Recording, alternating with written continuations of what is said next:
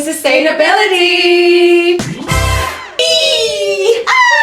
Bloomies! Welcome to Bloomieland! Thank you for joining us again. Should we just do a quick run through of the outfit? Because these ones are particularly special. Oh my god, yes.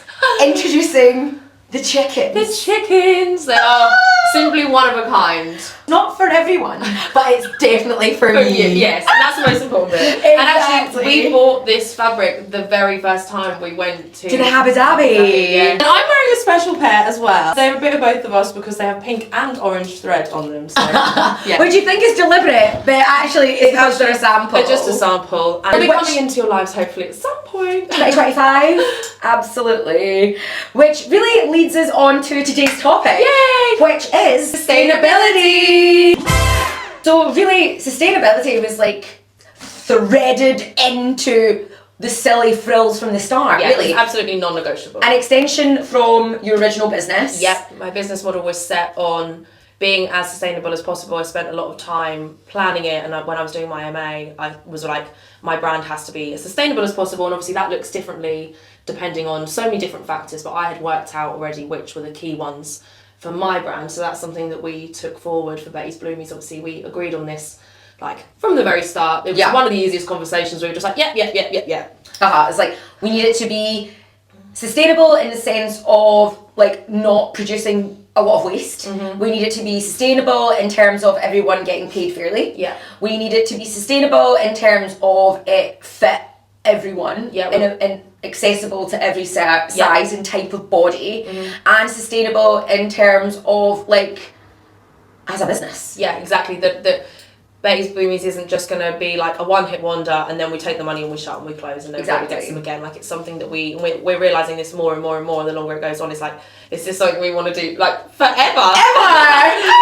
So yeah, it does have to be financially viable and sustainable as well. Let's get into the topics. Let's get into it!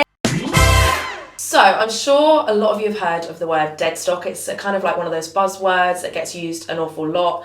And did you know much about what it actually was before we started? Well, that's what's so funny, is that like I thought that deadstock was more on the stock perspective of the finished garment rather than thinking it back to the fabric. And so like I've always loved like when you find like dead stock vintage and it's like, oh my it's god, still in the packet or it's completely crisp with the labels. I know exactly what you mean. Finding stuff like that's becoming harder and harder to find. It's the hardest thing, so it's like the holy grail. Yeah, so absolutely. I've always seen dead stock as being the holy grail, and so like then I kind of, it wasn't until I started obviously looking at all like your designs and when you released a reuse the saved and remade collection, that was all dead stock or vintage or second-hand fabrics. Exactly, and I was just like, that's exactly it, because there's so many all the time. We're at car boots, we're at charity shops, and you see this incredible fabric and it's just like, that's not meant to be a bedspread. No, we needed to be Bloomies. We actually have found, so how deadstock works in our brand is what we say is we prioritise deadstock and vintage fabrics. But we do have some collections and pre-orders that we've done with new fabric, but we always prioritise it. So when we can find, like the pistachio chiffon that we found, we got, that one was a new one, but we'd found some light pink that was a deadstock one, which we managed to get like, I think it was about 5 meters of it. Yeah. So when we wanted to use the pink, but we wanted to match it, so we bought new black and new pistachio. So sometimes we'll find that will be kind of like the catalyst. Yeah, that will be the starting point. We'll be like, we found this amazing like vintage like French chiffon or whatever, and now we want to, so we can make it into a collection that everybody can have a little piece of. We'll find something new to kind of match it. So that's how we've used dead stock, and we've also found like end of rolls, factory end of rolls, so sometimes they won't be actually very old, but they'll just be like the last 10 meters. The Barbiecore, I was literally about to mention the Barbiecore. I think that's the best like end of line dead stock fabric we've found. So basically we got that. It's such a high quality fabric that would have been so expensive to buy brand. It was gorgeous. We got it at such a bargain price. And while Barbie was like still out as well, so it was like a topical, not like, it wasn't as if like we went out to go find a Barbie fabric. I just it was like, saw it and I was like, that's the best fucking colour. And basically, so it's on this massive roll. I think there was like over 10 meters of it, but there was a mark that had, it was like a pen mark, biro, ink, there was a mark that had gone on the outside. So every time you unrolled it, the mark had it was like basically like a big ink stain that had transferred through. So obviously you can't sell that at like a regular price because you have to kind of cut around it. And every time the roll went in, it got closer together because it was smaller and smaller and smaller. So we had to do a lot of careful manoeuvring around that, which is why, you know, that is such a sustainable choice for us because not everyone would be able to use that fabric. Loads of companies would just scrap it and bin it straight away. But because Bloomies is made of quite small panel pieces in general, when you think about it, because they're just like little bitty shorts, you know, we were able to always cut around that and make sure that none of those marks were on any of the Bloomies and literally leave these little slithers and pattern piece everything around it. So that was something that felt like a proper win for us as getting Absolutely. And what I just loved as well is the fact that like the day before we weren't making Barbie. No, because for Barbie movie, and then it was literally Elizabeth like, look at this fabric I found. We're like, wait, and then we're like, okay, we need to go find trims. And yeah, exactly. And then that's literally you were like, let's call it Barbie Con. I was like, yeah, and that's what it was called, and it did so well. I think like that. We sold out the entire we did. roll. It was so good, and I remember thinking, oh my god, we've never bought 10 meters of fabric before in one go. Like this is gonna feel like a lot, but yeah, it went, and I'm so glad it did because it was just a really special fabric, such a great color. And then there's been some other.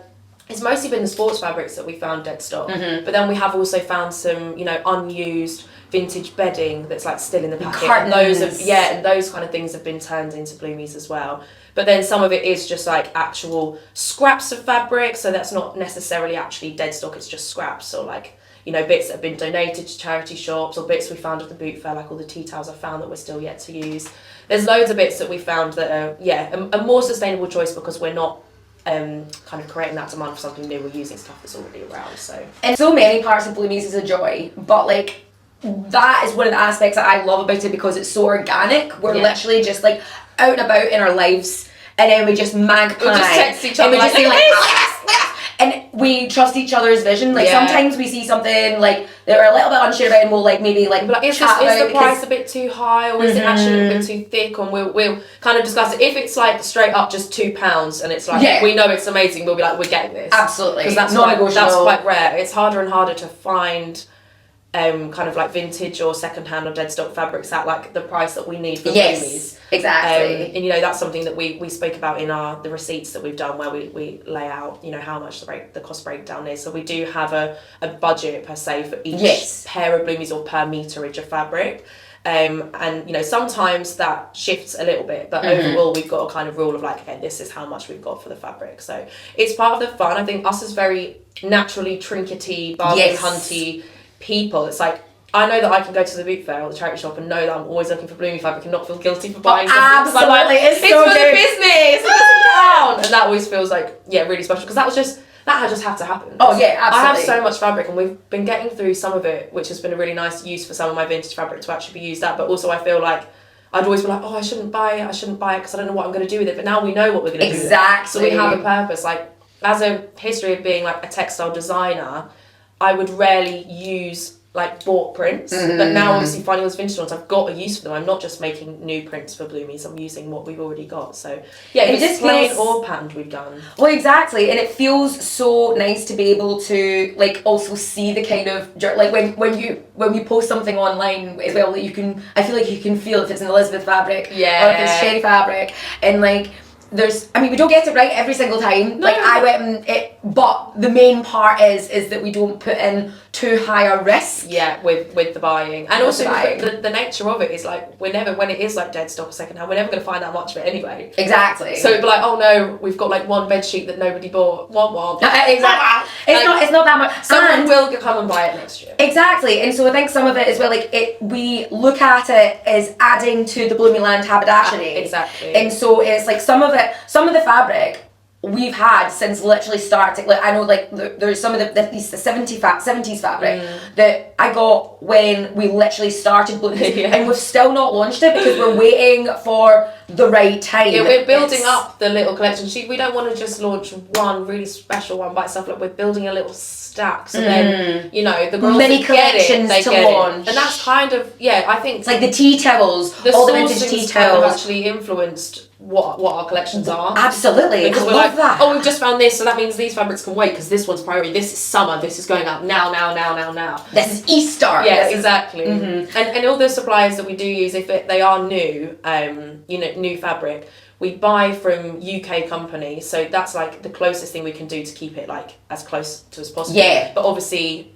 not many fabrics at all ever now are made actually in the UK. So we are aware that the fabrics are not made in the UK. They're, a lot of woven fabrics, a lot of jerseys and stuff are still made in Europe, but then a lot of other fabrics are made in China. So we basically like trying to trace our, the line of the Bloomies for the supply chain for as far back as we can go. But there is only so far we kind of can go. But all the vintage fabrics were like, oh, they're made in England. That always feels really special. And especially when it's got all printed on it. All it's the salvage and all the details of it, or even what shop it was from, or what country it was printed in. And I was just like, oh, it's just adding that little bit more like history and detail. And if we can as well, we always like to actually make sure that that's in the Bloomies when we can. Exactly. We've got some fabric in the studio, haven't we, that's got like a printed like stamp of like, information about it. And I'm like, I want that to be in the design. Like, we need to like handcraft those ones to make it perfect. It just makes it so much more special. Absolutely. It's like more of a story. So another way that Betty's Bloomies is sustainable is our business model of custom orders and a pre-order business model. Yes, because obviously with us buying scrap fabric, not all fabric can make every single Bloomie in every single size. Yeah. Sometimes it can actually just make one pair of Bloomies in a small. Yeah, we're like, oh, sorry! But it's like, do we then not buy that fabric because it doesn't make every pair or doesn't make a large? Like, it's very tricky. We're always like, so we're holding it up in the shop, like, what size? And I'm like, visualise Bloomie. And we're like, what style can this make? Because naughties take up so much fabric because of how shrunk in they get once and stitched. They've got the little, they've got the ties, yeah, they've got the pockets. ties and the pockets. Yeah, exactly. They all, the weenies are the best. The weenies are weenie, we do a little bit of fabric. But yeah, I think one of the things that we want to try and boost more in 2025 is the claim your fabric. Yes. Because sometimes we have no fault of our own, it's just pot luck, isn't it? And we always say that it's kind of like a lottery of what size is it going to be made up? Like, if we have got something where we can make it in 3 or 4 different sizes, we might make it in those sizes and then they might not be quite right. We've never had someone specifically say, oh, I'm a medium but you made it up in a large, oh no, but that could have happened without us kind of being informed. But with the idea with the claim your fabric is we will hold up the fabric and then people have that chance to grab it, so we don't make it up in technically the wrong size or the size that won't get bought. So we did that really well with the glue. Yes, and I feel like that's why we want to move it more into that, because we've got some that we kind of just we see this on this size. We see this on that size. We kind of visualize imaginary customers. Exactly, and it's that isn't the best way to go about it, because at the end of the day, you just don't know who it's going to be and who that's going to gravitate to at that time. Exactly. And so I think but we also love the fact that it kind of creates that Pokemon sense of got to catch it when you can. It's just whole just pop luck. It's all just kind of whimsical and fun, and it's oh my gosh, it is one of a kind. And I think with us just kind of trying to guess the sizes, that's a bit of fun for us, but we're also trying to work out what sizes have we not made in the one. One collection we did was very small, heavy. We tried to make sure the next one we actually made a lot of larger sizes with. So it's about working out in collections, okay, these pieces of fabrics are very small, so they can only make 1 or 2 pairs in any size, but we got this, it's a bit more generous, so let's bring this collection over. It's about really so much of it is us working out which fabrics go in which collection. And I think part of the thing with pre-orders that customers will get used to more is using the imagination of, this is the fabric, so this is what the Bloomies will be like. Some people find it quite hard to visualise what the Bloomie is going to look like, but I think with the familiarity of seeing all of our different styles more and seeing more bodies wearing them and us showing them off in more detail, hopefully people start to kind of recognise what shapes are and what that kind of fabric is going to look like, because not everybody has a lot of knowledge on what fabric, how it falls or how it feels, or kind of the structure it might have. So we are trying to communicate that the best we can. So and our customs as well. Yeah, the customs. Because the customs is such a great option, because what I try and remind people as well is that even if you don't know what you want your Bloomies to look like, if you have a picture of a top, if you have some characters in mind. Yeah, just a mood board reference picture. It can be, honestly, you can send us the most obscure thing. We will be able to think of it. We will understand the vision. We absolutely will. And I think we will only just push you to go more over the top and more,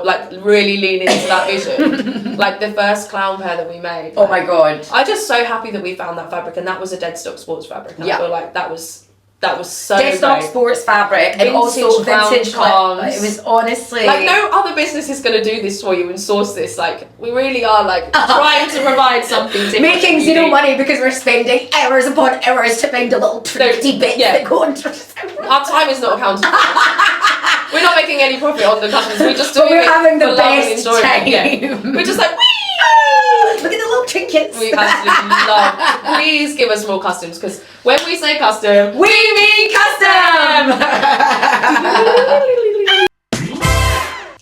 So one of the things that I also love about Bloomies is the fact that like we embrace every single little mistake. Absolutely. We'd have to. Exactly. Because there's a lot of them and that's okay. Yeah, because everyone else is making mistakes. Exactly. But we're just going to talk about them so it's a bit more real. Because sometimes it leads you to where you need to be. Like for instance, the Bloomies, they came from a custom order where the fabric just wasn't working for the shape. And so we ended up just kind of working with the fabric and then the Bloomies was born. Yeah, we just tried them on and we were like, oh, hang on, this shape's kind of really cool and really working because it was really exaggerated on the hips. Mm-hmm. So yeah, Pixar mum. Yeah, it was a full Pixar mum body. Woo! And then the weenies came from trying to make balloonies out of a weenie bit of fabric. And we love them too. Yeah, the weenies are my favourite now, I think. And also we had a very small time of doing the boxer. I unpicked some elastic. Yes! That was sewn on quite badly round one of the legs because I was going to redo it so that we could sell them. And we were like, oh, it's kind of slay. Like, it just looked like a really cool kind of like really casual summer short. And then when we tried it in other fabrics, we were like, we could go out for dinner in these shorts. Literally. Like, I will always remember one of the first pairs of boxers that we done. It feels like one of the Bloomies that got away. Like every pair that comes back, I'm like, oh my god, these are my favourite! These are my favourite! But I would actually say the weenies actually are. The weenies actually are. Your my pair of weenies. I think if I like close my eyes and visualize weenies, it's your pair of stripy weenies. Yeah, like it's hard to choose which of your children is your favourite, but they are one of mine. No, there's something about them. And these as well, because these are just like, these are just so special. And like, when I put them on, I am smiling. Like, it's just like, not many other clothes can actually make you like physically be. Exactly. Put them on, it's just like, you cannot have a bad day in these. What was I even talking about? We were talking about happy accidents becoming worthwhile mistakes. So the orange check. Yeah. With the gingham if ball. was a boxer, those did get away from you. But I think about them. Yeah, they were really special. Because I think one of the other things as well that led us to be creative when mistakes were kind of happening is there's been 2 instances where we've said that we can make up a fabric in a certain size and we've listed it online like, yeah, we've got this one bit of fabric where like the shining curtain. Yes. Which you found and we thought it was Rolex. We thought it was vintage Rolex and then you Googled it, you found a listing on eBay and it was like a 1960s, 70s like VW camper van. VW camper van curtain. And there was just so much going on. I thought there was 2 because I thought it was a pair of curtains and they were literally like this big. I just saw the order come in and I was like, oh, XL, amazing. And then went to get out the fabric and I was like, there's only one! I was like, where's the other one? Where's the other leg? Like, that's not gonna, like, so I was thinking, fuck, like, this is a really big problem. But it all worked out very well. Luckily, our customer was amazing and really understanding and it was like, just, our fault. But we ended up putting these lace kind of panels down the side with some other bits. So that was like, trying to match a base colour, base texture and a lace like panel. It's kind of like Adidas. Yes. Cool. Like the 3 stripes were all lace. It ended up being very cool and very special. They were so cool. And like it does go through like everything does happen for a reason. Absolutely. But like it was actually really, really hard to pair up because it was such a vintage like 60s it was very wool fabric. And so it really was pure nylon-y polyester. Yeah, it was. You couldn't just put a new fabric panel on them. It had to like match up the vibe for it to look like one product. And the product. colour palette was very specific as well. So we had this lace. Like this is why we can kind of like trust our judgment, even though it from an outsider's perspective it might feel like we do every colour and every style. I still feel like there's very specific pockets that we feel very safe in, and a lot of that is like. Just kind of like your classic creamy retro-y vintage. We have a lot of like cream laces and those kind of like all our colours. Yeah. Like those kind of trims we kind of have a really nice backlog of because they can kind of work with anything. So we have this light cream and brown like 3 triple lace kind of like stacks, so we used that, and we haven't used that in anything else, but we just bought that kind of being like, oh well, now we'll use it on something, and then that led us to be really creative. And I think that actually that pair in particular could be quite inspiring to do some of that paneling on other styles, especially with the tea towels. Exactly, where we thought we've been limited with, you know, oh my god, we've got this amazing bit of like 70s fabric, but we can only make it up to a size medium, we can't make large sizes. Actually taking that influence and starting to do some paneling pieces in the future means that we could make it up to like a 2XL, and obviously we want every pair to be as available as possible.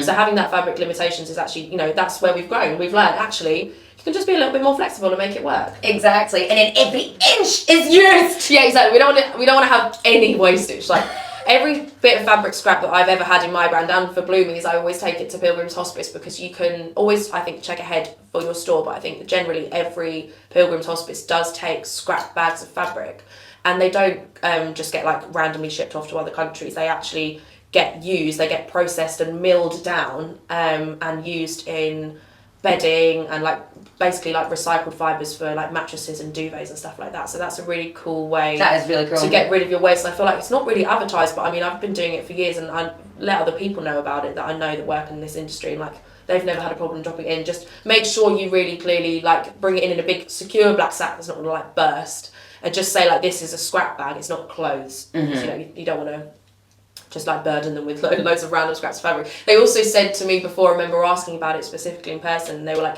if the scraps are big enough, before they get milled down, some of those scraps will actually just be like cut off into squares, and they're used as wraps on like work ships and like in like mechanics and stuff. And I was like, I found that so funny that they're just like using little pink little rags, or like when I had like all my prints with like snails and pigeons on and stuff, they're just like using a really cute little rag. I'm like, so I love it. But anyway, yeah, it's always good to kind of recycle your fabric and reuse your fabric where you can, because that's another part about being sustainable. It's about like choosing a sustainable fabric in the first place, and then cutting it in the correct way where you're not having much kind of wastage. And then the wastage that you do have is unavoidable, and sometimes it's literally like tiny little pieces, like, and disposing of those correctly. And we've started as well, like kind of divvying up the scraps that we've got as well. That like scraps that could be potentially made into like scrunchies or ruffles or clown hats. Exactly. Yeah, and ones that are like scrappy do that is literally little bits. There's like nothing that could happen with them really. Yeah. And those are the ones that will get kind of like recycled. So yeah, it's really nice doing that, and that like again keeping the business small and keeping it small scale and just keeping us, we have full control over that. So yeah. One of the slightly frustrating things about starting Bloomies is that when we started Bloomies, all of a sudden, bloomers came to the forefront. Yeah, we kind of call them Bloomies because they're not Bloomies. They're not bloomers. They're bloomer shorts. They are bloomer shorts. Every magazine, all the Instagram, like trend forecasting, all the girlies. Bloomers. But then having these little sad beige. They were very sad, very floppy, no structure, just no love. No silliness. No. Joy. There was no whimsy or joy. Absolutely not. They were just little. It's actually quite hard. Like, how did they take the joy? I know, and not even one article kind of included anything playful. It was all very cool girl, like sitting with the Ray-Bans. Tiny little low rise. Yeah, like none of them were size inclusive at all. None of them were like ethically made. None of them were made with love or joy. They were just all kind of like, we're thinking, these are not the Bloomies that we know. They're just not Bloomies. They're just not Bloomies. I did see a lot of kind of like knockoffs and rip-offs of our kind of like style, and like I will say this, the only person that made Bloomies before us is Cat. Absolutely. and even cats are slightly different to ours. Like cats are very much like Victorian. Yes, they are like pantaloon bloomer. Yeah, clown. Yeah, exactly. But I'm like, I knew no one else was making like, unless maybe there are some others, but like no. I didn't know anyone else. No, exactly, and then it was like, you know, I saw them in Primark. They were on Shein. They were literally like absolutely everywhere. I'm like Boohoo, like very just shit little sad little Bloomies. And I like hope that they have a really lovely long life. And they don't just get like discarded away or shoved to the back of the drawer. Because like I genuinely believe the people that buy Bloomers from us, like, because hopefully they're not trend led people. They like understand their sense of self and their identity and like the shapes and, you know, the kind of clothes they like to wear and how they like to express themselves. It's the kind of piece that they are going to have forever. Exactly. Yeah. And it's that, like, it's these people, it's the people who have personal style tend to buy Bloomies as well, when they've got like such a distinct kind of like point of view and like the way that they want to feel about themselves. It's just like when I saw like the like and other stories. Yeah, I know that, they it did. just like honestly, I just didn't know how it was possible to make Bloomies sad. I know. And then that like kind of made me look, and I was just go, oh, like, because obviously they're mass producing them, and even then, and other stories were selling like Bloomies for like 45 quid, and they were sad, mass produced, not badly made, doesn't go up to the size that we went up to. No frills. It was a very surreal time because I was getting sent, both of us were getting sent them on Instagram all the time. They're like, oh, look, Bloomies, oh, look, trend forecasting, the Bloomies are going to be big. And I was just like, oh, they're not Bloomies. But you called that, like, when we had our first meeting in the cafe.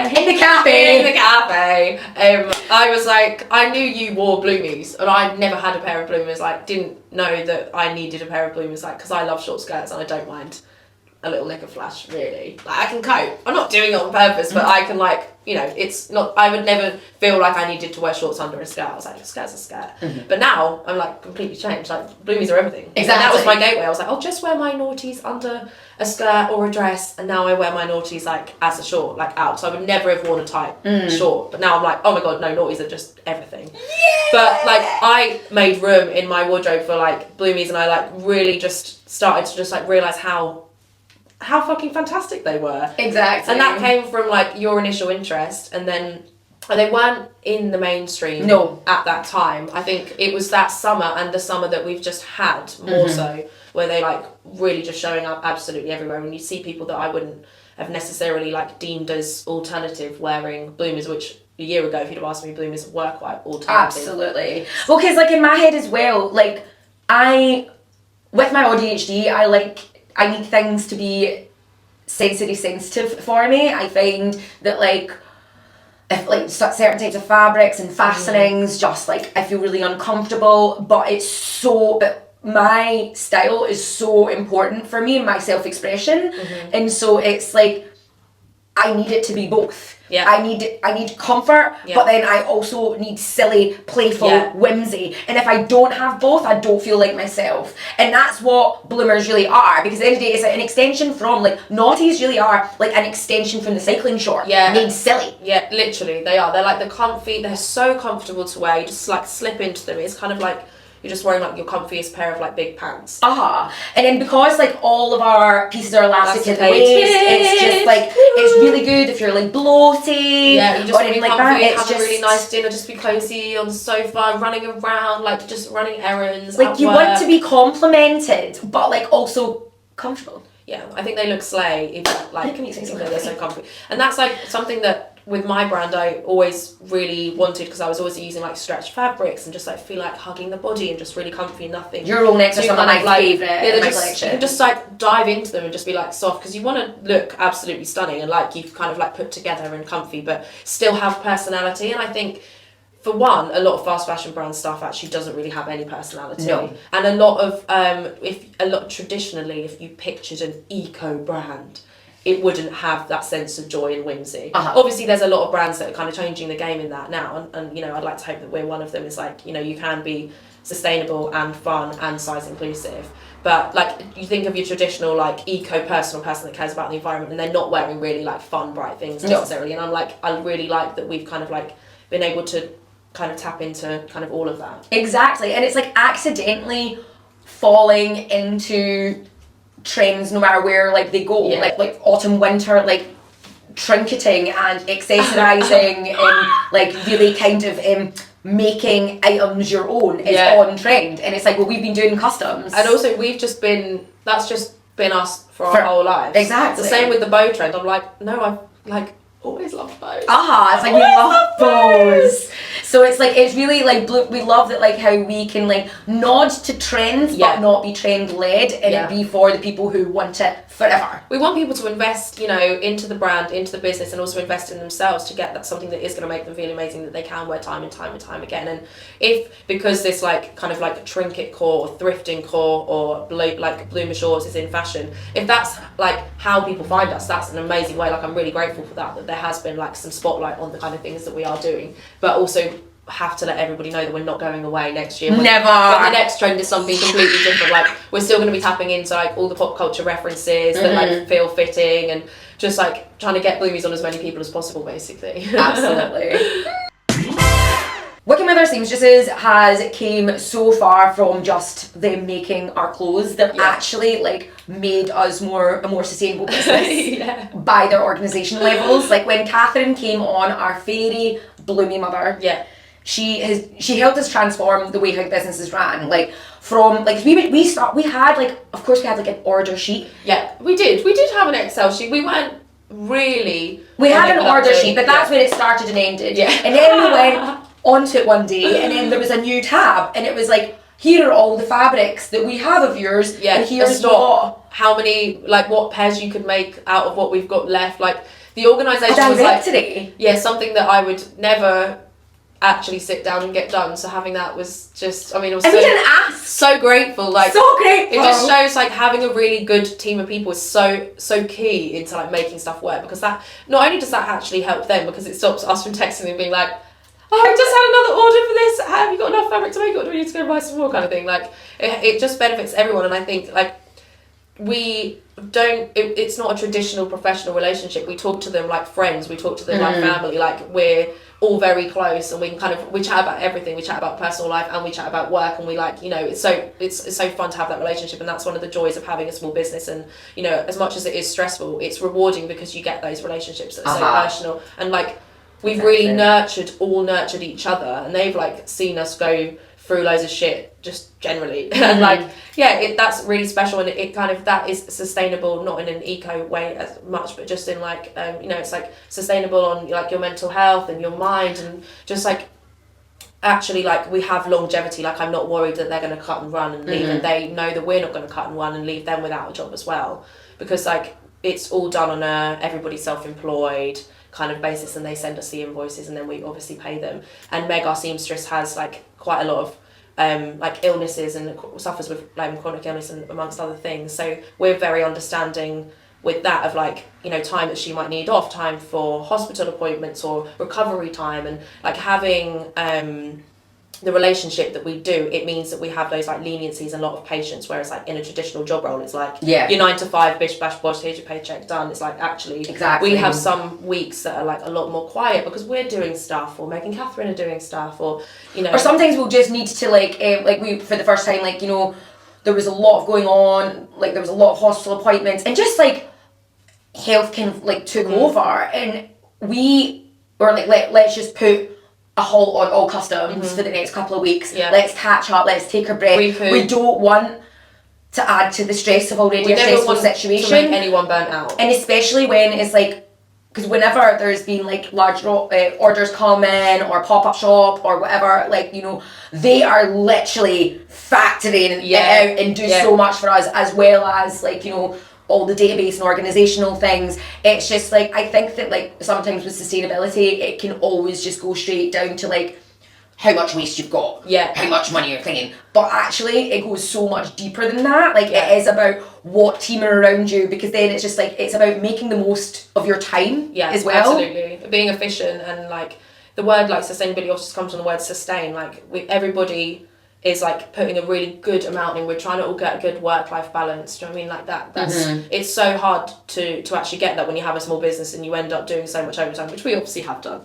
But like, you know, we're really trying to nurture Bloomies and make it an ethical place for us to work as well, and not just be like, you know, ethical, full stop, done.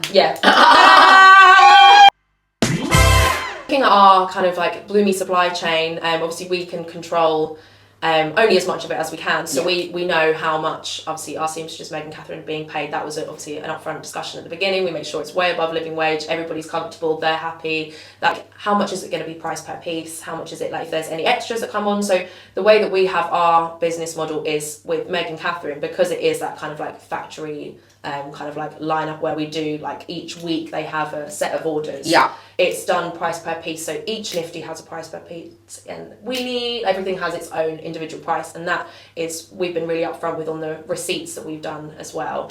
So that, I love that we do that for the customer, because it's like, I think it just makes you fully think in your brain and like, oh, actually, someone is making my clothes. Yes, and you understand. It makes you actually think they've about earned, you know, this amount of money. Like the Naughties is £40. They've earned £40 from making that. I mean, when we were breaking down the receipts, it's like, everyone earns more money than us. We earn the least. We do. I think finances is something that we've always really not even struggled with, because we avoid it. We rarely attempt it. We do fully avoid it. We've done one really good big in 1 year. In 1 year, we did one really big. And we've been saying the past couple of weeks that we're gonna do it. Before you go back to Glasgow, we have to do it for our taxes, and so like exactly. I'm not submitting my tax return late for the fucking third year in a row. Like, it's shocking. Like, I need to be like physically held. Yes, no, I know. It's so stressful. That's something we need to work on, and I think we were like, now the first year is kind of like out the way. We really need to like be like, draw a line under it, see what we actually made, and like work out where we go from there. Exactly, because I think that like what is good, and I think that, because obviously, as I said, we've been avoiding the finances, and that is just a simple fact. Yeah. That is just a fact. But also because we have like our systems in place, and so it's like, we know how much it costs to make everything. We know the full budget of how much we can spend on each bit of fabric. We're not being silly. We know, and so it's everything, like, it's all up here. We know we're not losing anything, and we know that like it's not the best way, but because if we stick to the system, then we know it's going to be fine, and we know that we will be making money. We just don't know how much. Yeah. That bit we're still unsure of, but that's yet to come, and that is also our own fault. And especially because as well, like most business for the first year as well, like it's all like about reinvesting into it, and so we didn't want to be taking money out of the business because we want to grow the business. Yeah, we want to get stickers. It's that. Yeah, we want to get. It's the longevity that we're looking for. So we're not just like taking. We could have taken the profit from the first drop where we sold 40 pairs and then just called it a day, but we didn't, because we were like, no, all of that money gets reinvested. So that's like one way also that we're. And that also helped paid for like reimbursement for the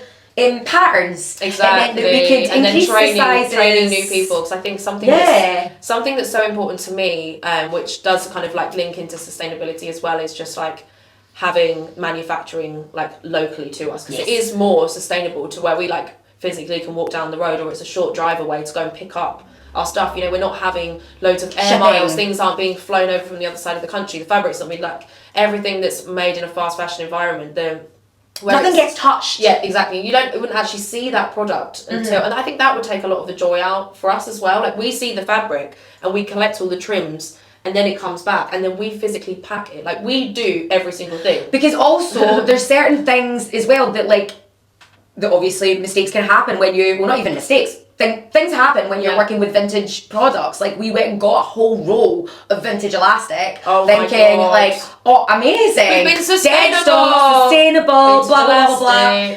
Even though it was dead stock, never used, it just didn't have the resistance of the new elastic that we were using. So we had to just like take the L on that one. Yeah, that's fine. But that was made into a paid of Bloomies, and then we were packing them and we were like, hang on, this doesn't feel right. So even though we physically like cut it to exactly the same as, you know, all the other pairs, because every size has its own set elastic, once it was in the waistband and been stitched round, it didn't snatch back in as it was. And that was something like, we're so lucky that we didn't just send away a batch of like 50 and then them all come back. Like, it was happening 1 or 2 at a time. So we like, again, that was an area where we like had full control, because it is a small scale business. So we're kind of like learning. We're like, stop this elastic! As it literally getting straight online and being like, this is why I would, like you said it before, it's like, buying elastic, like, you do need to buy the expensive stuff, and that actually is an expense that you can't compromise on, because it is actually just so much better. Well, exactly, especially when that is the thing that I love most about like this elastic, because it feels, you know, when it's like you want to feel it, because you want to feel that comfort and you're being held, but then you don't want it to feel tight. You don't want it to cut you up. Exactly. So it's like the good quality is where we need. Yeah. I think now that we've been kind of producing Bloomies for just over a year now, I think there's a lot that we've both learned in regards to getting used to the shape of Bloomies and how it kind of performs with different fabrics. When the balloonies came about, obviously it was the Pixar mum shape, so we automatically were thinking, yes, when you have like kind of dense fabric that holds its shape, structured, it'll be full balloony.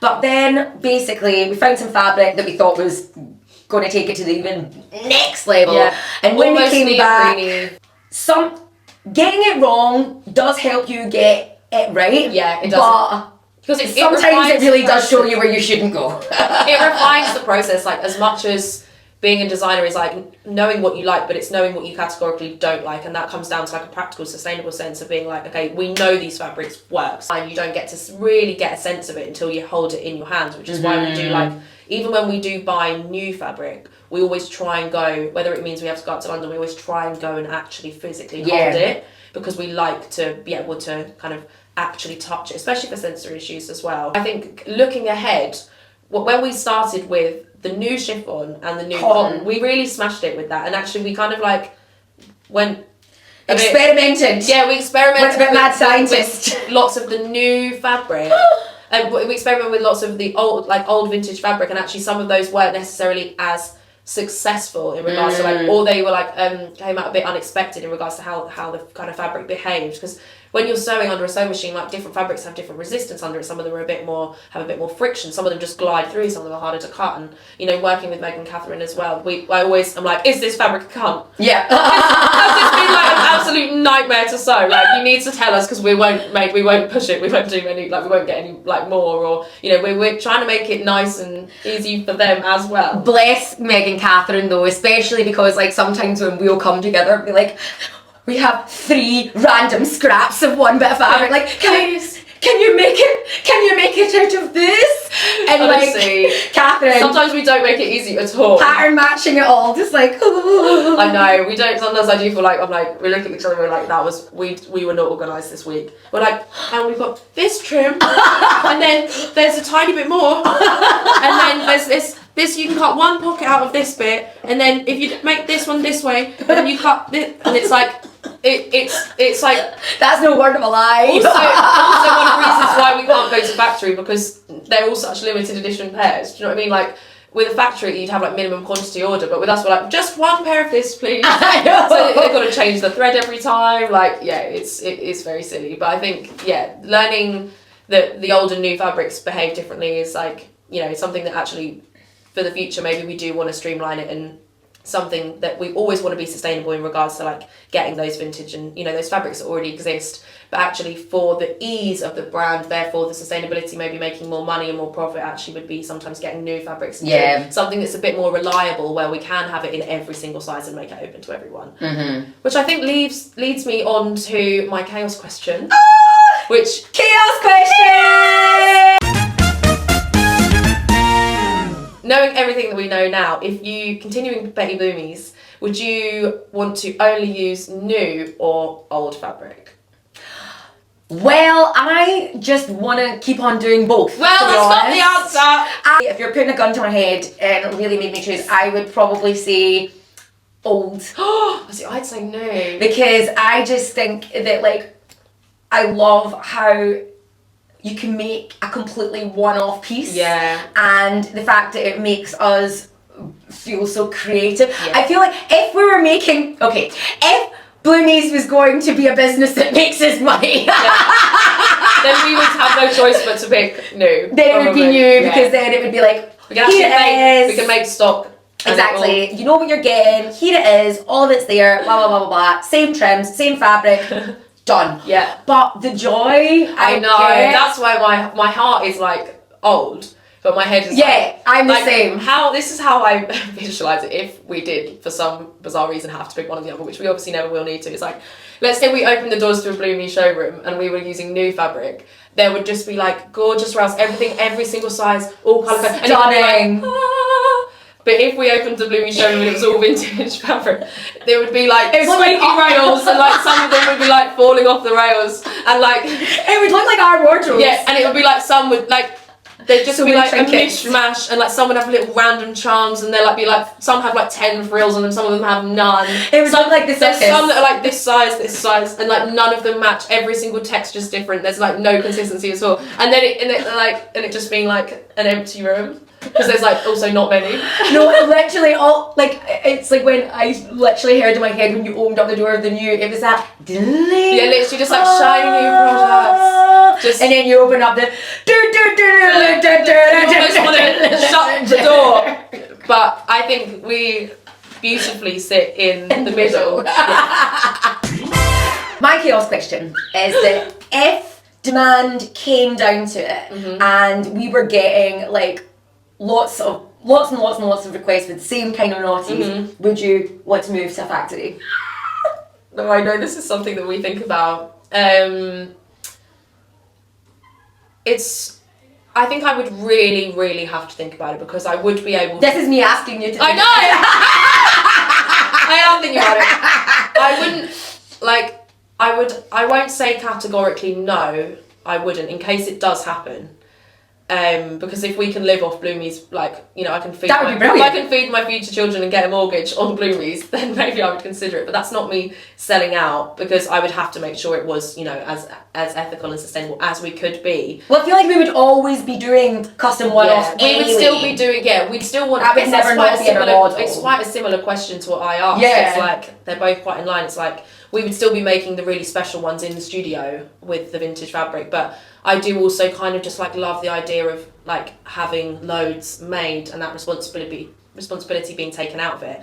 And I think like how I feel about my brand is I would never get it made outside of the UK, but I can and I should be able to separate my brand to Betty's Bloomies, because there are both of us in this and like there's two of us to kind of like make those decisions. So I think, I'd also feel more supported to do that factory decision with someone else versus doing it by myself. So I think, I could have a bit more courage and maybe take a risk to get it made overseas, or even maybe just in a UK factory to start with. So I think it's something we'd consider, because we would love to have like... I'd love it.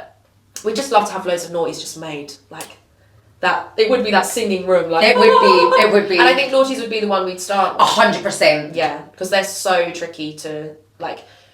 If we made naughties out of Meg and Catherine's home studio, we would be making them on a sharing machine. They'd be on a machine that wasn't just a hand wound domestic kind of machine. They'd be made on like machinery that was more for lingerie, because they do fall into that. Exactly. So you could probably make them cheaper. Yeah, exactly. And then they wouldn't have to have that premium price point of £120, which I guess overall makes it way more inclusive for people from a financial point of view, which is something that would be a benefit and we could consider. So never say never. Never say never.